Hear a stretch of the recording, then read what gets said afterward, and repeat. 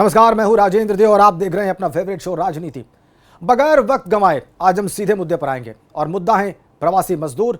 मुद्दा है उनका लगातार पैदल चलना, भूखे प्यासे रहना, उनकी अंतहीन तकलीफें, और वो भी तब जब यूपी के मुख्यमंत्री लगातार इन घर लौटते श्रमिकों की तकलीफ के प्रति संवेदनशीलता दिखाते रहे हैं। लगातार उनको उनके घर तक पहुंचाने के निर्देश देते रहे हैं। लगातार कह रहे हैं कि कोई पैदल ना चले। लगातार बता रहे हैं कि घर पहुंचने से पहले उनको क्वारंटीन किया जाए, उन क्वारंटीन सेंटर्स में उन्हें भोजन पानी उपलब्ध कराया जाए। वो तमाम जो उनके निर्देश हैं वो हम आपको जरूर दिखाएंगे। इन मजदूरों के साथ पूरे सम्मान के साथ पेश आया जाए, ये भी लगातार मुख्यमंत्री निर्देश दे रहे हैं। लेकिन फिर भी चीजें बहुत हद तक इन आदेशों के अनुरूप नहीं हुई हैं, बल्कि कई बार तो इसके उलट हुई हैं। रोज यूपी सरकार की प्रेस कॉन्फ्रेंस में सीएम के इन आदेशों के बारे में बताया जाता है। रोज इन प्रवासी मजदूरों के लौटने की बेहद तकलीफदेह तस्वीरें सामने आती रही हैं। यहां तक कि वापस लौटे मजदूरों की कई बार ठीक से स्क्रीनिंग न होने की वजह से, उन्हें क्वारंटीन में न भेजने की वजह से संक्रमण फैलने का भी खतरा पैदा हो गया है। उत्तर प्रदेश के अंदर रहने वाले प्रत्येक कामगार और श्रमिक की सुरक्षा और उनके सम्मान के लिए हर सब कुछ करेगी, और इसलिए उसके संकट के साथ खड़ा होना ये हमारा नैतिक दायित्व बनता है। थोड़ा धैर्य रखें, हम उन्हें सुरक्षित उनके घरों तक पहुंचाएंगे। और मैंने इसीलिए लगातार मैंने प्रशासन से कहा, कल मैंने शाम को स्पेशली बैठक की थी, चीफ सेक्रेटरी को, डीजीपी को, एसीएस होम को और अन्य अधिकारियों को बुला करके मैंने बहुत सख्ती से इस बात को कहा। मैंने कहा कोई पैदल नहीं चलना चाहिए, कोई टू व्हीलर और थ्री व्हीलर से भी नहीं चलेगा, कोई ट्रक से भी नहीं परिवहन करेगा। उत्तर प्रदेश में जहां पे भी कोई प्रवासी कामगार और श्रमिक घुसता है, अगर अगल बगल के राज्य सहयोग नहीं भी करते हैं, उत्तर प्रदेश में प्रवेश करते ही आप उसको अपने क्वारंटाइन सेंटर में उस जिले में ससम्मान लेके जाएं और फिर उनको खाद्यान्न का पैकेट दे करके उनके घरों तक पहुंचाने की व्यवस्था हम कर सकते। सीएम के लगातार संवेदना व्यक्त करने, मजदूरों की तकलीफ कम करने के निर्देश देने के बावजूद जमीन पर हालात जो हैं वो बदले नहीं हैं। हम आपको तस्वीरें दिखाने जा रहे हैं। ये देखिए, मजदूर की मौत हो गई, हाईवे पर मजदूर की मौत हुई अमरोहा और कौशाम्बी में। शामली में देखिए आप तस्वीरें मजदूरों की, और यहां देखिए आप रिक्शा चलाकर लौटता बच्चा वाराणसी में।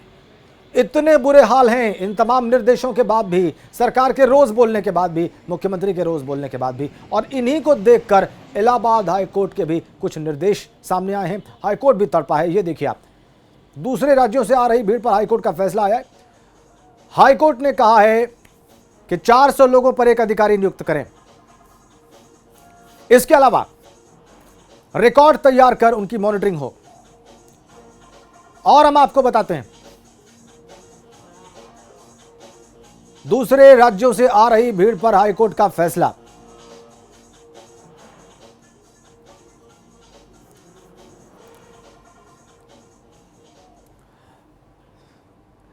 जाहिर सी बात है, ये तस्वीरें, मजदूरों की ये तकलीफ विपक्ष के लिए भी एक मुद्दा है, और एक के बाद एक ताबड़तोड़ ट्वीट करके विपक्ष ने इस मुद्दे पर सरकार को घेरा है। वो हम आपको दिखाते हैं। सबसे पहले अखिलेश यादव, श्रमिकों को काम पर लाने के लिए तो सरकार उद्योगपतियों को पास दे रही है।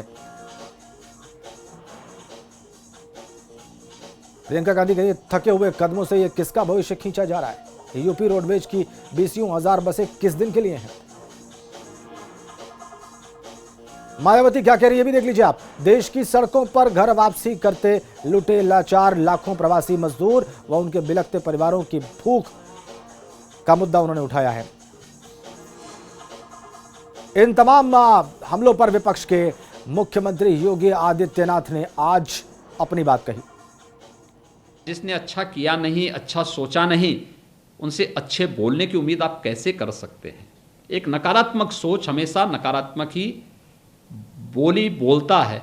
और मुझे लगता है कि कांग्रेस हो, समाजवादी पार्टी हो या अन्य जो भी दल हैं, इनकी जो नकारात्मक रवैया रहा है देश के प्रति, वह जनता के प्रति, गरीब के प्रति, किसान के प्रति, वो आज भी उसी रूप में, किसी को सहयोग नहीं कर रहे हैं वे लोग।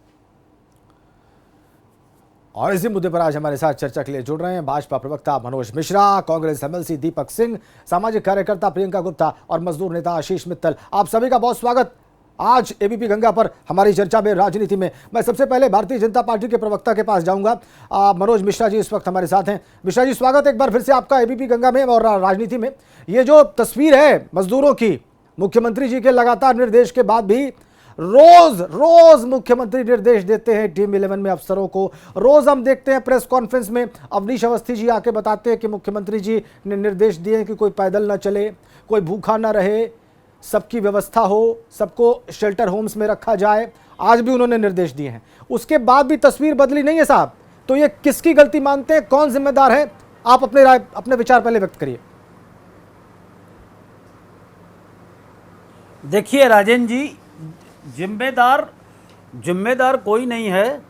ये सही बात कुछ समझने की कोशिश करिए। आप तो इतने बड़े पत्रकार हैं, आपको मालूम होगा कि जिस समय कोरोना आपदा आई तो इस आपदा का सामना करने के लिए पूरा विश्व तैयार नहीं था। तो स्वाभाविक है भारत की भी तैयारी नहीं थी, क्योंकि इससे पहले कल्पना ही नहीं करी थी। लेकिन दूसरी बात यह है कि जैसे ही इस आपदा ने भारत में पैर पसारने शुरू किए, वो चाहे केंद्र सरकार हो, योगी सरकार हो, उसने इसका सामना करने के गंभीर प्रयास शुरू किए। अगर आपको ध्यान हो, कुछ दिन पहले कोटा में फंसे हुए बाहरी छात्रों को, प्रवासी छात्रों को सबसे पहले अगर कोई प्रदेश अपने प्रदेश में लाया तो वो उत्तर प्रदेश था। उत्तर प्रदेश की बसें गईं और कोटा में फंसे हुए छात्रों को उनके घरों तक पहुंचाए। बहुत अच्छा काम किया मिश्रा जी। ना छात्रों को आप लेकर आए, वो उदाहरण भी बना दूसरे राज्यों के लिए। बहुत अच्छा काम मिश्रा जी। ना इसमें सवाल नहीं है, मेरा सवाल समझिए सर। मैं बहुत साधारण सी बात कर रहा हूं मिश्रा जी। मुख्यमंत्री जी लगातार निर्देश दे रहे हैं, लगातार अपने अफसरों को निर्देश दे रहे हैं। तो क्या जिले के जो अफसर हैं, डीएम, एसपी या जो भी प्रभारी अधिकारी हैं, क्या उनका दायित्व नहीं बनता है कि मुख्यमंत्री और शासन के आदेशों को रोज सुने और ये तय करें कि कोई मजदूर पैदल ना चले? उसके बावजूद भी मजदूर चल रहे हैं। तो क्या ये अफसरशाही जिम्मेदार नहीं है मिश्रा जी? देखिए राजन जी, इसकी व्यवहारिक दिक्कत समझिए कि ये अनियंत्रित भीड़ है। इसका कोई एस्टिमेशन ना पहले था ना बाद में लगाया जा सकता है। तो फिर भी सरकार और प्रशासन गंभीर प्रयास कर रहे हैं। आप देखिए, योगी जी जितने भी मजदूर आए उनकी आजीविका की चिंता कर रहे हैं, केवल जीवन की चिंता नहीं कर रहे, उनकी आजीविका भी चिंता कर रहे हैं। उन्होंने 20 लाख मजदूरों का, जो प्रवासी मजदूरों की, उनके लिए जॉब क्रिएट करने की बात करी। उन्होंने 90 लाख MSME में जॉब क्रिएट करने की बात करी। उनका लक्ष्य ये है कि उत्तर प्रदेश से जो मजदूर बाहर गए हैं, किसी कीमत पर भी उत्तर प्रदेश के बाहर ना जाएं, उनकी आजीविका उत्तर प्रदेश में सुनिश्चित हो। कि जो सरकार आने के दौरान और आने के बाद इतनी गंभीरता से प्रयास कर रही है, तो ये निश्चित तौर पे कुछ गड़बड़ियां हो सकती हैं, कुछ गड़बड़ी स्तर पे होती भी हैं। मिश्रा जी, कुछ गड़बड़ियां अनियंत्रित, ये कुछ गड़बड़ियां एस्टिमेशन नहीं था पहले से। ना ये कुछ गड़बड़ियां आप मानते हो? ये तस्वीरें कुछ गड़बड़ियां, अनियंत्रित भीड़ है। मैंने कहा क्या, आप सुनिए तो सही, अनियंत्रित भीड़ है। अनियंत्रित भीड़ की कोई कैलकुलेशन नहीं होता, कोई एस्टिमेशन नहीं होता। अगर इसकी अंदाज होता कि बंबई से 700 मजदूर आएंगे तो 700 की व्यवस्था करी जाती। अचानक आ जाते हैं तो उनको व्यवस्थित करने में टाइम लग रहा है। योगी जी अकेले पहले मुख्यमंत्री हैं उत्तर प्रदेश के, जिनको शेष अन्य 4 राज्यों के मुख्यमंत्री ने निवेदन किया कि अपने यहाँ के मजदूरों को हमारे यहाँ रुकने का व्यवस्था करो, वो ना वापस जाएं। तो योगी जी की विश्वसनीयता, उनकी सरकार की विश्वसनीयता मेरे देश के सामने, प्रदेश के सामने, प्रदेश के अरे साहब, योगी मिश्रा जी, योगी जी की मंशा पर तो प्रश्न है ही नहीं। सरकार, ये बहस योगी जी की मंशा पर है ही नहीं। इसीलिए मैंने शुरू में मुख्यमंत्री की बात सुनवाई, जो आज उन्होंने कही और जो लगातार उन्होंने कही है। मिश्रा जी, इसमें कोई संदेह नहीं है। बहस का बिंदु हम लोगों को बहुत क्लियरली समझ लेना चाहिए। मुख्यमंत्री के आदेशों को जमीन पर इंप्लीमेंट करना है उनके अफसरों को, जिलाधिकारियों को, पुलिस कप्तानों को और जो जिले के बड़े अधिकारी हैं उनको, जिनको भी जिम्मेदारी दी गई है। अब अगर उनके जिले से पैदल चलता मजदूर जा रहा है, छुप के तो नहीं जा रहा है, अपने बच्चों को छुपा के तो नहीं ले जा रहा है, पब्लिक आई में है, वो कैमरा उसको कैप्चर कर रहा है, उसके बाद भी अगर वो चलता चला जा रहा है, तो क्या उन अफसरों को जिम्मेदारी नहीं लेनी चाहिए? नहीं, निश्चय लेनी चाहिए। और ये अफसरों की जिम्मेदारी के साथ साथ सबकी जिम्मेदारी है कि प्रवासी मजदूरों के दर्द को समझते हुए उनकी सहभागिता करनी चाहिए, उनकी मदद करनी चाहिए। अब आप विपक्ष का रोल देखिए, पूरे विपक्ष ने उत्तर प्रदेश में प्रवासी मजदूरों के हितों में कोई एक काम किया हो तो आप बता दीजिए। ठीक है, विपक्ष से पूछ लेते हैं। बड़े पत्रकार हैं आप। ठीक मिश्रा जी, ये सवाल लेकर मैं एक भी काम किया, ये सवाल लेकर मैं कांग्रेस एमएलसी दीपक सिंह के पास चला जाता हूं। दीपक सिंह जी, देखिए, सत्ता पक्ष का ये कहना है, देखिए अभी मिश्रा जी यही कह रहे हैं कि आप लोगों ने कोई कंस्ट्रक्टिव काम नहीं किया, इनको जवाब दीजिए। दीपक सिंह, क्या कहना है आपको? 30 साल सत्ता से कांग्रेस पार्टी उत्तर प्रदेश में बाहर है। ये अच्छा लगता है, तब भी कांग्रेस पार्टी से सवाल पूछता है विपक्ष, तब भी कांग्रेस पार्टी जवाब देता है। जवाब कांग्रेस पार्टी ये देती है, देखिए आज ऐसी स्थिति है हमारे प्रदेश और देश की, इसमें राजनीति करने की जरूरत नहीं है। मैं निवेदन करूँ राजनीति न करें, तो रोड पर मंजर दिख रहा है, उनसे निपटने के प्रयास हो। कांग्रेस पार्टी अलग बात है, आपने अपने चैनल पर सारी चीजें बता दी कि निरंकुशता सरकार की माने या निरंकुशता अधिकारी की माने, लेकिन ओवरऑल अगर देखें तो सब और सरकार पूरी तरह से फेल थी, पूरी तरह से फेल दिखाई पड़ी है। दर्दनाक तस्वीरें तो दुनिया ने देखी है, पूरे देश में देखी है, इसमें अधिकांश तस्वीरें उत्तर प्रदेश की रही। कांग्रेस पार्टी ने जिम्मेदार दल होने के नाते पूरे देश में आने वाले मजदूरों के रेट भाड़े किराए दे रही है। हम लोग घर घर जाकर किराया दे रहे हैं, जो डिमांड करेंगे किराया दे रहे हैं। कांग्रेस पार्टी ने प्रदेश के अन्य जो प्रदेश है, उत्तर प्रदेश के अलावा प्रदेश में बाहर फंसे मजदूर हैं, उनकी 36 ट्रेनों, मेरी जानकारी में अगर आप कहेंगे तो आपके चैनल पे दिखा दूंगा। कांग्रेस पार्टी ने पैसा जमा किया हुआ है, उन मजदूरों को उनके घर तक पहुंचने के पैसे जमे हैं, ट्रेन चलाने की परमिशन दी जाए, ये कांग्रेस पार्टी के पास पहले नहीं है। कांग्रेस पार्टी ने आपके चैनलों में दिखाया, सोशल मीडिया से लेकर बहुत सारी जगह आ रहा हूं मिश्रा जी, आ रहा हूं। जिस तरह से प्रियंका गांधी जी के प्रयास से हम सभी लोगों ने खाद्यान्न उपलब्ध कराए, पीने के पानी उपलब्ध कराए, मास्क उपलब्ध कराए, सैनिटाइजर उपलब्ध कराए, एक राजनीतिक दल के नाते हमने अपनी जिम्मेदारी निर्वहन किया है। अगर यही बात सच्चे मन से भाषण के बजाय अगर नीति ठीक करके भारतीय जनता पार्टी की सरकार करती, मुझे लगता है भारतीय जनता पार्टी की प्रवक्ता को आज कहना नहीं पड़ता कि कांग्रेस पार्टी। नहीं दीपक सिंह, आप पर मोटा मोटा आरोप ये है, नहीं आप पर मोटा मोटा आरोप ये है, ये बात ठीक है कि आपने किराया दिया है, लेकिन जिस तरीके से उस किराए को हाईलाइट किया जा रहा है समस्या के साथ दीपक सिंह, तो ये कहा जा रहा है कि ये सब कुछ आप राजनीतिक बिंदु बनाने के लिए, राजनीतिक आक्रमण करने के लिए, सरकार को घेरने के लिए कर रहे हैं, न कि आपदा में अपनी भूमिका निभा रहे हैं, ये कहा जा रहा है दीपक सिंह। सरकार दिल से कहती किराया हम देंगे, सरकार उन्हें गंतव्य तक पहुंचाने का काम करती, हमने राजनीति करने की। आपने करिए रिकॉर्ड में राहुल गांधी जी ने 2 बार कहा कि एक सुनामी आ जाएगी, देश में त्राही मच जाएगी, सरकार फैसला ले और सरकार मजदूरों को, सरकार जो आज के हालात है उस पर विचार करे, राजनीति नहीं करे। तब राजनीति कौन कर रहा था? अगर उस समय देश के हालात को समझा गया होता, तब से मिल बैठ कर बात की गई होती, क्या देश के हालात ऐसे होते? आज पैरों में छाले, लोग भूख, बिना एक पानी पेट में नहीं है, अन्न के टुकड़े नहीं है, लोगों की मौतें हो रही हैं, उनकी मौतें होती। हम हमेशा अपने धर्मों का निर्वहन कर रहे हैं, अपने दायित्व का निर्वहन कर रहे हैं, राजनीति नहीं की। अगर राजनीति करनी हो, जितनी करनी होगी भारतीय जनता पार्टी की सरकार की। ठीक दीपक सिंह, आप दोनों के तर्क आ गए, सत्ता पक्ष के विपक्ष के दोनों के तर्क आ गए। हमारे साथ सामाजिक कार्यकर्ता प्रियंका गुप्ता जी हैं और मजदूर नेता आशीष मित्तल जी हैं। डॉक्टर आशीष मित्तल के पास पहले जाऊंगा मैं। डॉक्टर मित्तल, आप इस कार्यक्रम में पहले भी मजदूरों की तकलीफ बयान करते रहे हैं और आज आप एक बार फिर इस कार्यक्रम में हैं और इसलिए हम मुद्दा लेकर आए हैं क्योंकि तकलीफ कम नहीं हो रही है। डॉक्टर मित्तल, गड़बड़ी कहां है और सत्ता पक्ष और विपक्ष में किसकी बात से आप ज्यादा कन्विंस्ड हैं? मुझे लगता है कि सारी गड़बड़ी सरकार, केंद्र सरकार की घोषणा और इरादे में है, क्योंकि 3 दिन से राहत के नाम पर कर्जा देने का मेला चल रहा है। राहत के नाम पर बहुत तुच्छ किस्म की रकम दी गई है। प्रवासी मज़दूरों को उन्होंने कहा कि वो 2 महीने तक 5 किलो अनाज देंगे। ICMR कहता है कि एक औसत व्यक्ति को महीने में 15 किलो अनाज चाहिए, 14.7 किलो। ये 5 किलो ऐसे जने को जो पैदल चल के आ रहा है, जिसके पास काम नहीं है, जिसके पास रहने की जगह नहीं है, जो बीमार हो चुका है, थक चुका है, ये एक बहुत ही ख़राब मजाक है। दूसरा, प्रधानमंत्री वित्त मंत्री की घोषणा में कहा गया कि वो 3500 करोड़ रुपए का पैकेज दे रही हैं 8 करोड़ प्रवासी मज़दूरों के लिए। इसको आप जोड़िए, ये 437 रुपये बैठता है, ये 2 महीने के लिए है। अगर 2 दिन की मनरेगा में काम दे देंगे, 1 महीने में 1 दिन में वो इतना पैसा कमा लेगा। जब राहत की रकम इतनी छोटी होगी तो ये एक मजाक और इरादा दिखाता है साफ साफ। तीसरी बात मैं ये कहना चाहता हूँ कि जो यूपी गवर्नमेंट ने किया है, यूपी गवर्नमेंट ने 56,000 MSME को 2002 करोड़ रुपए आवंटित किए हैं कल। ये 3.5 लाख रुपए प्रति MSME बैठता है। MSME के जो संकट है, इसमें 3.5 लाख रुपए, ये एक उद्योग है, इसको जान के चलिए। 3.5 लाख रुपए आजकल जो है एक क्लास 1 अफसर की कमाई उस रेंज में पहुंच रही है, 2 लाख 2.5 लाख से ऊपर। तो आप समझिए कि एक MSME 3.5 लाख रुपए में किसको रोजगार देगा। हमारे माननीय खादी और MSME मंत्री ने कहा कि हमने डॉक्टर मित्तल, ये पॉलिसी के लेवल पे बात है, ये पॉलिसी के लेवल पे बात है। आपने 3 बिंदु रखे, हमारे दर्शकों ने सुने सर, लेकिन आज हम बहुत फोकस्ड हैं। आज हम इसलिए फोकस्ड हैं सर, आज हम इसलिए फोकस्ड हैं क्योंकि ये तस्वीरें आनी रुक नहीं रही हैं। ये जमीन पर कौन गड़बड़ कर रहा है?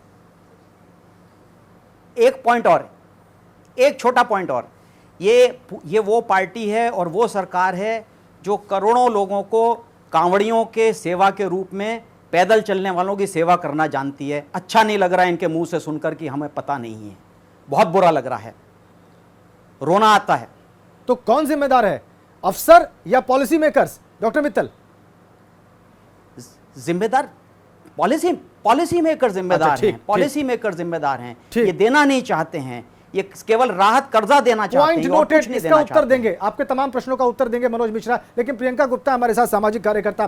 प्रियंका, अफसरशाही तो दिखती है कहीं ना कहीं, उसकी लापरवाही बिल्कुल साफ दिखती है, लेकिन ऐसा नहीं लगता कि इन चलते मजदूरों के प्रति समाज में जो संवेदना है वो भी कम हो गई है? समाज का जो जागरूक व्यक्ति है वो भी इनको चलते देखकर बच्चों के साथ, देखिए आप कैसे पीठ पर टांग के ले जा रहे हैं। प्रियंका जी, किसी को दया नहीं आई? समाज के इतने जागरूक संपन्न लोगों में से किसी को दया नहीं आई? ये सवाल तो समाज पर भी खड़ा होता है। राजेंद्र देव जी, आप जिस तरह से ये तस्वीरें हम देख रहे हैं, ये मन को बहुत ही व्यथित कर देने वाली तस्वीरें हैं। और हर एक व्यक्ति, आप विश्वास मानिए कि जब भी न्यूज़पेपर कोई भी व्यक्ति पढ़ता है तो एक बार मन में ये ज़रूर सोचता होगा कि काश हम इनकी मदद कर सकते हैं। पर इनकी मदद एक आम आदमी नहीं कर सकता जो घरों में बैठा क्वारंटाइन है। आप ये सोचिए कि लॉकडाउन है, आप बाहर नहीं निकल सकते, तो समाज इनकी हेल्प कैसे करेगा? और समाज एक सीमित दायरे में रहकर ही हेल्प कर सकता है। ये संख्या करोड़ों में है जो सड़कों पे चली जा रही है, नंगे पैर चली जा रही है, बिना खाना बिना पानी के चली जा रही है। इसके लिए सरकार को पूरी व्यवस्थाएं करनी होगी और उसके साथ में प्रशासन को ये इंश्योर करना होगा कि आप जो भी व्यक्ति बाहर से आ रहा है, सबसे पहले उसको खाना पानी दिया जाए और सड़कों पर उनको इस तरह से बाइक से या साइकिल से, आप अभी देखिए वाराणसी से एक बच्चा अपने पेरेंट्स को लेके वो किस पे, ठेले पे चला आ रहा है। आप सोचिए कि ऐसी तस्वीरें देखने को मिल रही हैं कि आप समझिए कि देश की जो व्यवस्था है उस पर सवाल या चिन्ह उठ रहा है। आप समझने की कोशिश करिए कि ये समस्या समाधान सिर्फ सरकार के हाथ में है और सरकार को इसको सीरियसली करना पड़ेगा और प्रशासन को इसमें पूरी तरह से सहयोग करना पड़ेगा कि इस तरह के कोई भी व्यक्ति जो है, श्रमिक है, जो प्रवासी श्रमिक है, वो इस तरह से सड़कों पे ना निकले, उसकी पूरी व्यवस्था की जाए। ट्रेन से जब वो पहुंच रहा है उसके लिए खाने की व्यवस्था की जाए, उसके घर जनपद तक उसको पहुंचाया जाए। प्रियंका जी, पहले दिन से मैं देख रहा हूं, मेरे ख्याल से सारे देश के लोग देख रहे हैं, रोज जब से ये संकट शुरू हुआ है एक प्रेस कॉन्फ्रेंस होती है, मुख्यमंत्री लगातार अपने अधिकारियों के साथ बैठक करते हैं, रोज मैं देखता हूं उसमें इन्हीं लोगों की बात होती है कि ये पैदल ना चलें, इनको शेल्टर होम दिए जाएं, जो भूखे हैं उनको खाना दिया जाए, जो प्यासे हैं उनको पानी दिया जाए, इनको रुकने की जगह दी जाए, इंश्योर किया जाए कि इनको इनके गंतव्य स्थान तक पहुंचाया जाए। तो ये ऊपर से जो निर्देश आते हैं वो हम लोग देखते हैं, सारा प्रदेश देखता है, लेकिन इसको इम्प्लीमेंट करेगा जमीन पर अफसर, उसको ऑफिसर ही इम्प्लीमेंट करेगा और इन लोगों को फौरी राहत दे पाएगा। बिल्कुल सही आप कह रहे हैं कि ये प्रशासन को इंश्योर करना पड़ेगा। बिल्कुल सही कि आप कह रहे हैं कि प्रशासन को भी इंश्योर करना पड़ेगा कि ये सारी चीजें जमीन पर पूरी तरह से की जाए, ताकि इस तरह से लोगों को इतनी परेशानियां ना उठानी पड़े। ये श्रमिक हमारे हैं, ये हमारे देश के व्यक्ति हैं और जो अर्थव्यवस्था में एक पूरी जिम्मेदारी उठाए हुए हैं, एक पिलर की तरह खड़े किए हुए हैं भारत की अर्थव्यवस्था को। इनके लिए अगर हमारे दिलों में दर्द है तो आज सरकार के दिल में क्यों नहीं है? और अगर सरकार के दिल में है तो प्रशासन इसको कर क्यों नहीं पा रहा है? मैं समझती हूँ कि इससे ज्यादा गंभीर स्थिति कब होगी और इसका क्या सोल्यूशन निकाल रही है सरकार? आज महीनों से लोग पैदल चले आ रहे हैं, लाखों की संख्या में, करोड़ों की संख्या में। आप देखिए, बिना खाना बिना पानी, छोटे छोटे मासूम बच्चे अटैचियों पर लटके हुए हैं। इस तरह से लोगों की ये हालत हो रखी है। और प्रियंका जी, है जमीन पर उस पर एक जिलाधिकारी कहते हैं काम हो रहा होता तो हम और आप बैठकर यहाँ ये डिस्कशन नहीं कर रहे होते। बिल्कुल ठीक बात है। और उस पर भी एक अफसर कहते हैं, जिलाधिकारी कहते हैं कि इस तस्वीर में कोई खास बात नहीं है। मैं भी जब छोटा था तो मेरे बचपन में पिताजी मुझे ऐसे ही ट्रॉली पर लेके जाते थे। बिल्कुल बिल्कुल सही आप कह रहे हैं। मुझे ब्रेक के लिए रुकना है प्रियंका जी, और ये सब तमाम भगवान न करेगी ऐसे ऐसे ऐसे किसी भी बच्चे को ऐसी। ठीक बात, ठीक कहा आपने। मनोज मिश्रा इसे जवाब लेंगे, ऐसे अफसरों का वो क्या करने वाले हैं।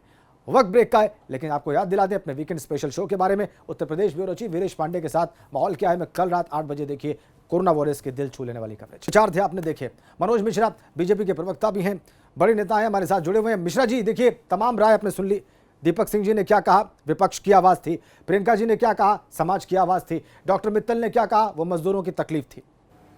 अब आपको क्या कहना है, आप स्वीकार करेंगे ही नहीं या मानेंगे कि हाँ चीजें देखिए, प्लान तरीके से नहीं रखी गई और शायद उसको इंप्लीमेंट करने वालों ने बहुत बड़ी चूक की? देखिए, मैं क्रमवार पहले तो कांग्रेस के मित्र की बात करूंगा, दीपक सिंह जी की। वो कह रहे राजनीति नहीं करनी चाहिए। आप एक बात, केवल एक बात का उत्तर दीपक सिंह जी दे दें कि श्रीमती प्रियंका वाड्रा ने मुख्यमंत्री जी को तो चिट्ठी लिख दी मजदूरों के दर्द को, लेकिन राजस्थान के मुख्यमंत्री अशोक गहलोत जी को चिट्ठी नहीं लिखी। तो ये राजनीति नहीं था और क्या था? दूसरा, राहुल गांधी जी जब भी बोलते हैं भाजपा शासित प्रदेशों में बोलते हैं, कांग्रेस शासित प्रदेशों को कोई संदेश नहीं देते। ये राजनीति नहीं तो और क्या है? दूसरी बात जो मित्तल जी ने कही है, मैं उन्हें लगता है कि वो अर्थशास्त्र की बात कर रहे थे, इसलिए मैं अर्थशास्त्र में जवाब देना चाहता हूँ कि जब ये पैकेज शुरू नहीं हुआ था और 1,75,000 करोड़ का पैकेज केंद्र सरकार ने दिया था विभिन्न माध्यमों से, तब ये कहा जाता था कि देश की जीडीपी का 0.8% दे दीजिए, दिया है इन्होंने, जबकि दूसरे देश जीडीपी का 10%, 12% तक खर्च कर रहे हैं इस आपदा का सामना करने के लिए। मोदी जी ने व्यवस्थित तरीके से 20 लाख करोड़ का पैकेज, लगभग जीडीपी का 10% पैकेज इस देश की जनता को दिया। दूसरी बात, तीसरी बात, अमेरिका जिसकी आर्थिक सामर्थ्य भारत से कई गुनी ज़्यादा है, और दूसरे नंबर पर जापान जिसकी आर्थिक ताकत पर कैपिटा बहुत ज़्यादा है, उसके सापेक्ष भारत ने जीडीपी का 10% इस आपदा का सामना करने के लिए अरे इसी पर सवाल उठा रहे हैं मिश्रा जी, वो डॉक्टर मित्तल इसी पर सवाल उठा रहे हैं और अन्य वर्गों को दिया। डॉक्टर मित्तल असल में इसी पर सवाल उठा रहे हैं मिश्रा जी, आपने पूरी बात सुनी नहीं।